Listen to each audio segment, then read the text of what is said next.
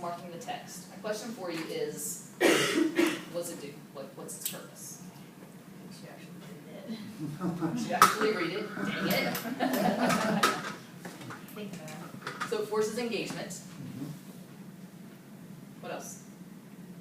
Gives the students a strategy, what gave me a strategy of not just reading for information, but to critically read, connecting. It built a summary for me. If I'm circling those ideas, the main ideas, and then I'm looking for things that support those ideas, then at the end of it, then I can, it's so much easier to summarize what I just read. Absolutely.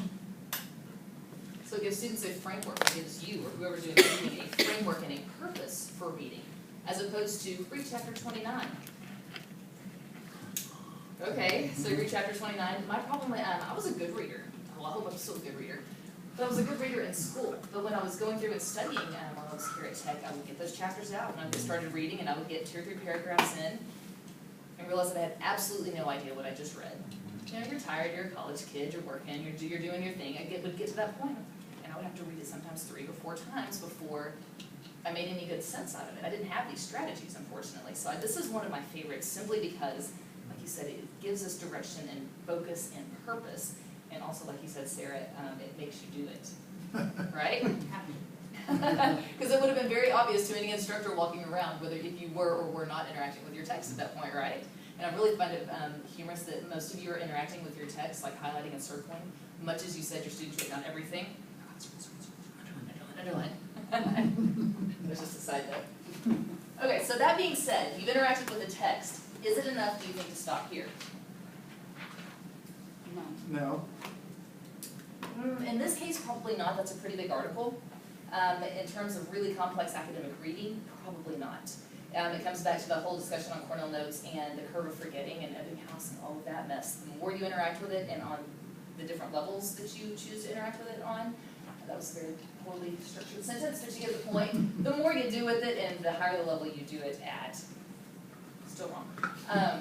The better, right? Take it one step further. Math teachers. Yeah, I need to go. I really do need to go back to school. Actually, I do have a question. I've got 2 questions for you. Total side note. Don't answer this one now because this one takes a little bit of discussion. Seriously considering going back for an administrator certificate, which I wouldn't get another master's degree for that. I think I would just go for the certificate piece. But I was also seriously contemplating coming back to Tech for my PhD. But I really want your thoughts and opinions on like what's most beneficial there. Second question is, answer that one in a little bit. Second question is, why did they build a beautiful state-of-the-art building with chalkboards?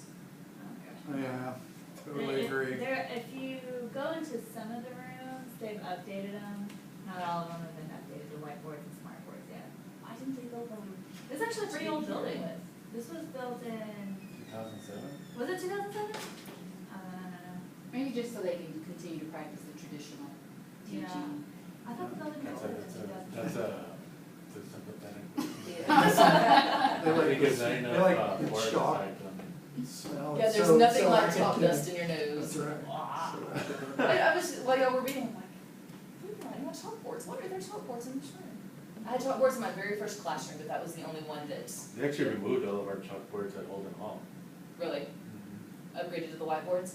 No, Smart we don't boards. have, we don't have smartboards either, we just have, Whiteboards? Just no, whiteboards? not whiteboards either. Oh, We wait, just you don't have have anything? projectors and a screen. Oh, okay. I think some have whiteboards, but they took out a lot of the chalkboards now. Yeah. All of Yeah. them, I think.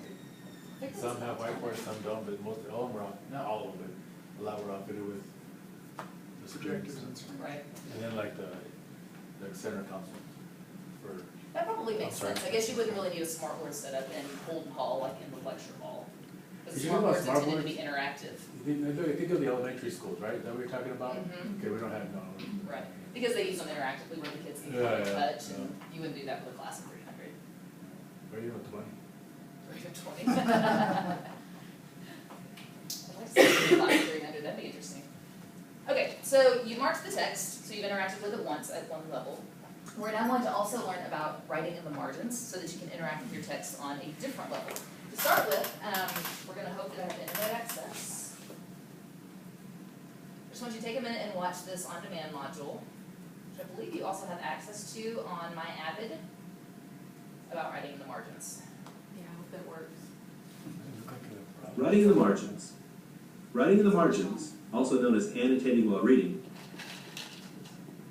is a strategy for marking a text where you add commentary notes and questions in order to explain, clarify, and connect, all while developing critical thinking about the reading selection. It's like the internet is not connecting, because that's the same thing happened when I did my. Well, but that should be reflective of the monitor, so there's a weird disconnect between the monitor